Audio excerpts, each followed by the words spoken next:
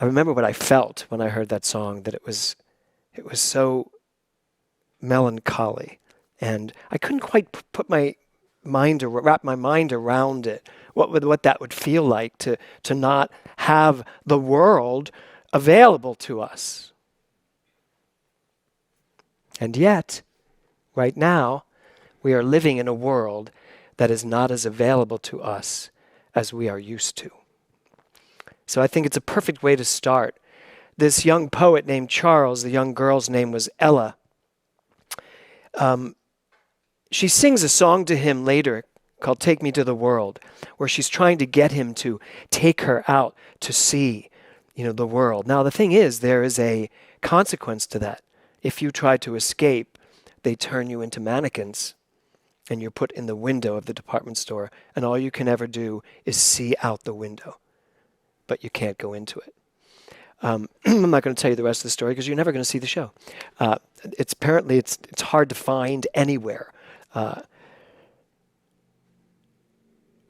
I remember sky, she sings. I remember snow. I remember leaves. I remember sky. And for me, when I thought about that, I was like, I remember restaurants. I remember friends. I remember parties. I remember travel. I remember theater. There's so much parallel to who we are right now. We are like the people in that department store, living downstairs, creating a community, and remembering what it was like out there.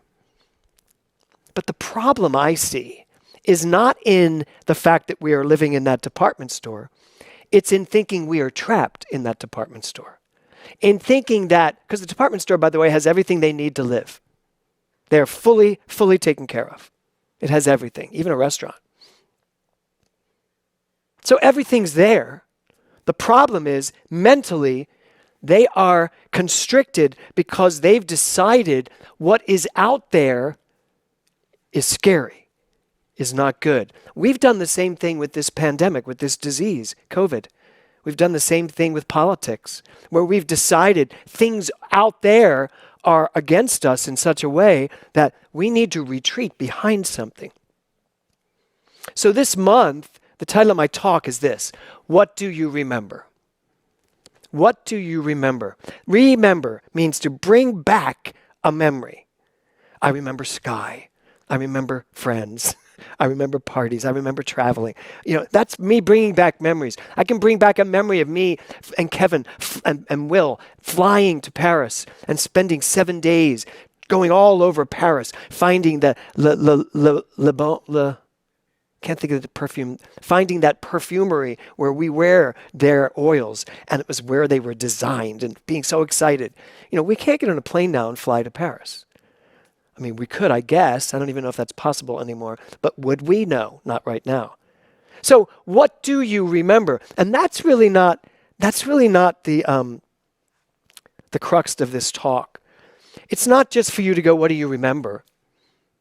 It's for you to understand, and I talked about it last week, that when you bring your memory back, you're not just bringing the memory, you are bringing the emotions. You're bringing everything that goes with it.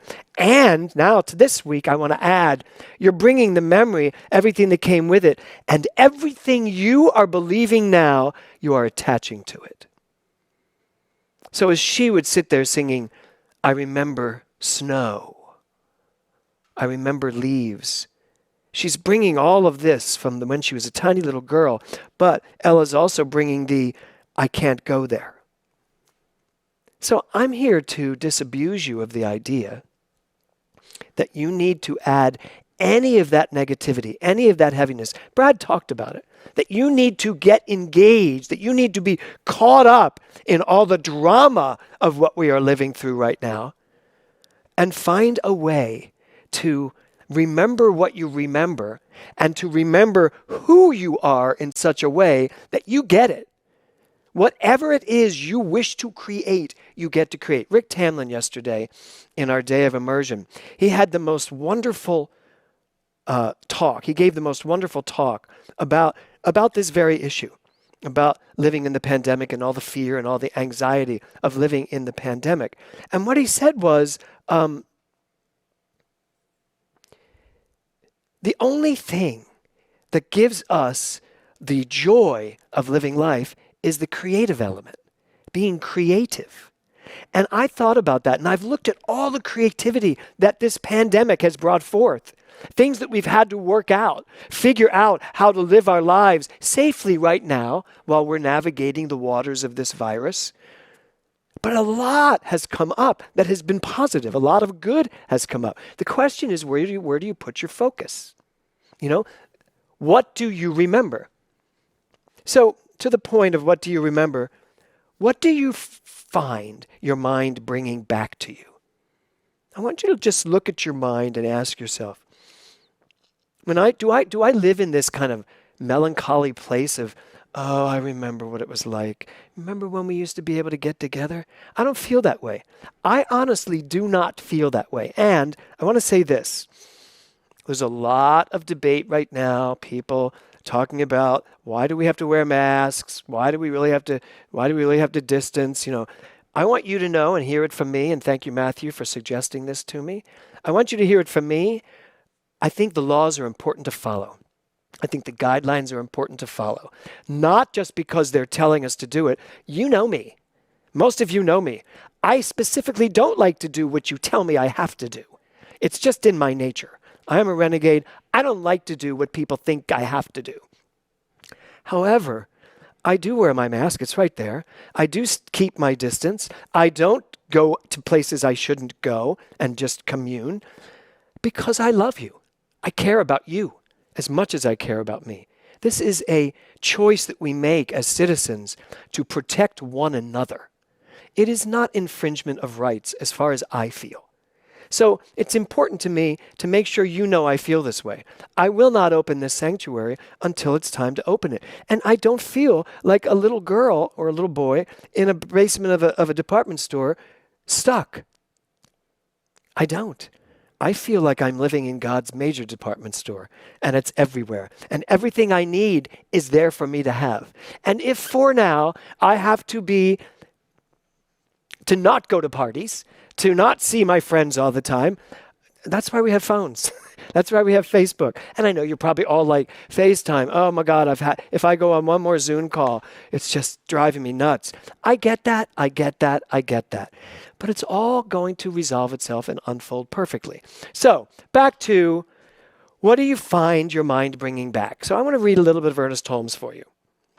He says this. He says, the subjective mind is the seat of memory, and it contains everything that has ever happened to the outer man. It also contains the family and race characteristics. So the subjective mind, that means your subconscious mind. Not your conscious mind, but your subconscious mind. Something inside of you that's holding all of your memories. You know when you remember something and you pull it out of thin air? I did that last night having dinner with Adam, who's our housemate in this COVID time. All of a sudden, ketchup came up and I had a memory.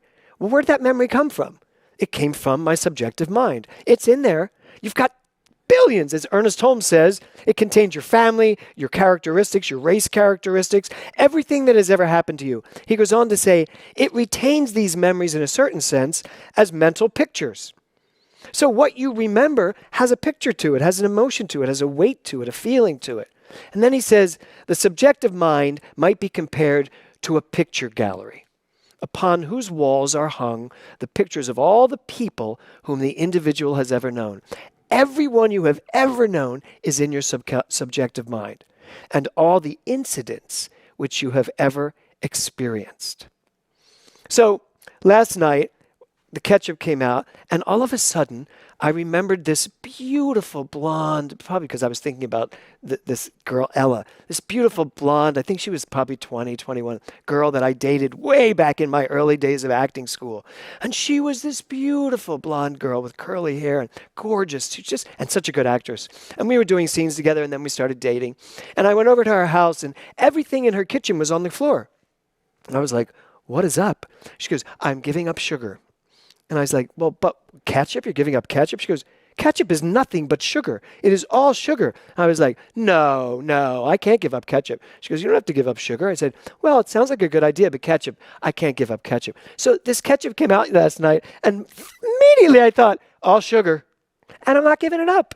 And so it is. So that's my memory of ketchup. So where did I pull that from? I pulled it from my subjective mind all the way back to when I was 20 years old, 21 years old. That's what you have the capacity to do. So when we're talking about what do you remember everything, whether you know it or not. It's there somewhere. So when it comes to you, the question becomes, what do you remember? Is your remembrance linked to some emotion? And who are you right now? Because frankly, that's what this month is about. Remember who you are in light of everything that's going on. That's the most important part. So when you pull up your remembrance, what do you remember? Do you remember the good stuff? Do you remember the disappointing stuff? Do you remember the ketchup? What do you remember? What comes to you when you allow yourself to remember? So this morning, I was walking the dogs at around 6:45, I think it was. And as I was walking the dogs, the trees were so gorgeous, lit with so much beautiful sunlight, and the dogs were being unusually kind to me. They were just kind of hanging by my legs. I'm like, is there nothing for you to explore? And they were just being really good. And I'd stop and this is what killed me. I stopped and looked at this gorgeous tree, and they both sat. And I was like, who are you? It was really bizarre. But then I realized there was an energy and a majesty and a beautiful soulfulness to that particular moment. And just the little tiny breeze and the light that was coming through the trees. There is something inside of you that would you be willing to allow it? It could tap into those moments constantly. And it's a remembrance. It's a remembering who you are, because I was that light as it came through the trees. I was the little breeze. I was the soulfulness of the moment. And that walk was so beautiful. It was all the way up the street, then all the way down the other side. And Cooper, my bigger dog, Cooper always stops at one point to say, I'm done. And I have to literally drag him. And as we're walking, he stopped right where he always stops. And I just turned and I went, not today. And he just walked. And I was like, maybe I just don't get there enough to make the world around me. I love the other song from this show, Take Me to the World, to let the world around me collapse into the experience of my life. So this month, what I'm really here to ask you to do is not just remember that you're God, not just remember, first of all, what does it mean when you say, remember who you are, I am God? What does that mean to you? It means different things to different people. So some people, it just annoys the heck out of them to even hear me say that. So I don't need you to get annoyed with this. I need you to really remember who you are, because when you remember who you are and I remember who I am, moments like that happen. Things like yesterday happen. When I can sit in my office for, 9, 10, 11, 12, 6 hours and feel like I've been there for 5 minutes. When I can just allow the beauty of a moment to fill me up. So, remember who you are is a conscious choice. And this is really important for you all to remember. Your remembering who you are takes a conscious decision. Just like Brad shared up here. It does make a decision. It's not, I remember who I am, now I'm going to sit back in my Barca lounger and watch the world twirl around me. I guess you can do that if that makes you happy. But frankly, for me, I would like to take Brad up on his offer to put a mask on and go on I don't know how long do you walk for? How many miles? 3 to 4 hours. I'd like to work into the concept of that by remembering who I am, because that's really what it is. Yesterday I was teaching the BODS class, and one of the things I try to get across in BODS is that very often The things that we have already decided we can't do, we really can't do because we've decided we can't do it. And that's the only reason. That is the only reason. There are things in my life that it's like, I remember once when I broke down on the freeway and I had a choice. I could either change my tire. I had a flat tire. Change the tire and use one of those stupid little, what are they called, donuts that you get with your car? I didn't even know I had one. I had to call Kevin and tell him, and he said, there's a donut at the back of just rip up your, and I was like, are you insane? Do you know who you're talking to? And I thought about it and I went, I have so convinced myself that this isn't who I am. And I just turned it right around. I went, I can do whatever I choose to do. And I took it out. I jacked up the car. I put the donut on, put it back. And I remember how I felt when that was done. I was like, oh my God, I can do anything. I just changed my tire. Now, to you, that might not seem like a lot. But to me, it proves this point. Sometimes I remember me in a way that is not flattering. Sometimes I remember myself in such a way that I limit myself. And as I was walking this morning, I've never changed a tire since, just so you know. I now do call AAA if I have the option. Thank you, Thor. So, as I moved forward, thinking about this whole topic of remembering myself, and as I was walking with the dogs, I started to ask myself, I said, in a couple hours, you're going to be asking the congregation to spend the month remembering who they are. Well, who are you, James? Who are you here to remember that you are? And it started sounding too heady to me. Started feeling too heady. Well, I am the creativity of the universe. I'm like, what does that mean? How does that play out in my life? Well, I just finished my book, so it's the creativity of getting that out of me and onto a page. That's exciting. And that's what Rick Tanlon was talking about yesterday, that the joy of creating is really who I am. So who are you? Who am I, James? I am a creative being. I love to create. I love to sing. I love to dance. And if any of you were on the Authentic Dance yesterday, you saw me dance. It was so funny because Rick Tanlon called me instantly afterwards and he went, oh my God, that was the most interesting version of you. Because I had my little dance shorts on and a tight shirt and I'm up there dancing and teaching this whole 45-minute dance class. I've been doing this by myself for a long time, but I have not done it where I actually bared my soul onto a camera for, I think there were 46 of you, 46 people, all of whom, except for Sherry Verson, turned off their cameras. Was yours on, Karen? Yours was on? Okay. I somehow missed you. I missed watching you. But everybody turned off their cameras, and I was like, that is such a great thing for me to talk about on Sunday. Don't turn your cameras off. Don't be ashamed. Don't step behind your camera. Leave it on. Show the world who you are. And so that's what I was thinking this morning as I was walking the dogs. I was like, so who are you? And what are you willing to show? So it's the creativity for me.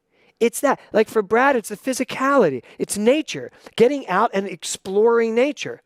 So what is it? If I'm going to say this month, remember who I am. Don't just remember it. Actually do it. I remember sky. All right? I'm going to remember sky. What's the next lyric? I remember sky. It was blue as ink, or at least I think. Yes. So I remember sky.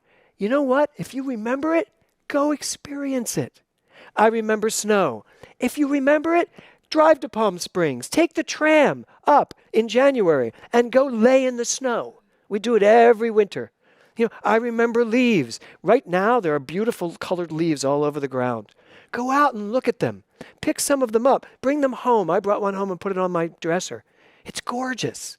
I know it'll eventually turn into crusty and evaporate, but that's fine. It's not just about remembering who you are. Not what do you remember. What of what you remember will take you that next step. So that's what you get to do this month. You get to ask yourself that question. Who am I? Remember who you are. So who am I? and wait for the answers. Give yourself the opportunity to hear those answers. And I want to say this too. I get it. Sometimes it's hard. It's like I've had moments where I've thought, oh, I think I want to go for a hike. And then later that evening, I remembered that I had that thought, but I never took a hike. Y'all ever do that? Yeah. Or now I'm going to tell on myself, and now I'm going to make myself have to do this. Yesterday, I was looking at that Beekman 1802 magazine. Great magazine. You're looking like, what? Anyway, it's a Beekman 1802. Beekman 1802. It's a company, the Beekman brothers. Anyway, it had this whole section on recipes. And I'm looking at them and I'm saying, these are great. I'm cutting them out. I stapled them together. I brought them home and I put them in my recipe drawer.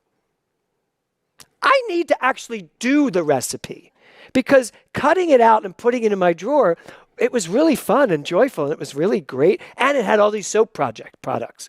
It had these milk soap products, and I decided I want to get the milk product to put on my face to make me even younger looking. It had all these wonderful things. And I may, 2 months from now, remember that I cut these things out and put them in my drawer. And it was a lovely moment when I envisioned myself making the pear tartare. I think that's what it was, something like that. And that'll be a great memory. But you know what would be a better memory? Eating it, the one I made. Or actually feeling the milk soap on my face. So here's your chance this month. And I don't want to hear, it's the pandemic, I can't do anything, I'm just stuck at home. No, you're not. You're not stuck at home. You can go for a walk all on your own. You can go for a walk, put a mask on, or don't even wear a mask if you don't want to wear a mask because you'll stay 30 feet away from anybody. Or go up to the mountains and jog like Brad. Or go out in your backyard. Or start baking at your oven. So many things. Remember that sourdough thing where everybody was making sourdough when this first started? Just do what comes through. Oh, I could rhyme this. Do what comes through that makes you happy. That works. That's what we're asking ourselves. So remember who I am. And my last thing I want to say to you is this. So I told you that remembering who you are is a conscious choice. But I want to tell you who you are today. I want to tell Daniel and Mindy and Jim and Sarah and Matthew and Adam and Karen and Brad and Eric and Thor. I think I hit everybody who's here today. And every single one of you online, every single one of you that watches this, I want to tell you who you are, what I see. Because what I see is possibility, pure potentiality in every single one of you. That there are desires and ideas and creative urges that come through you every single moment. They have to, because you are a divine human being. And you have all that it takes to create whatever you want to create in your life from who you are, no matter what. I see in you someone that is unstoppable. I see in you someone that can create whatever you decide to create. I see in you the person that understands the mind-body connection and that can create whatever version of your life you choose to make yourself happy. That's what I see. So when I remember who you are, that's what I remember. Now, it's time for you to remember who you are. And then once you remember it, once that subjective mind bubbles up and starts reminding you all of the catch-up stories that have evolved in your life, act on them. You know what makes you happy.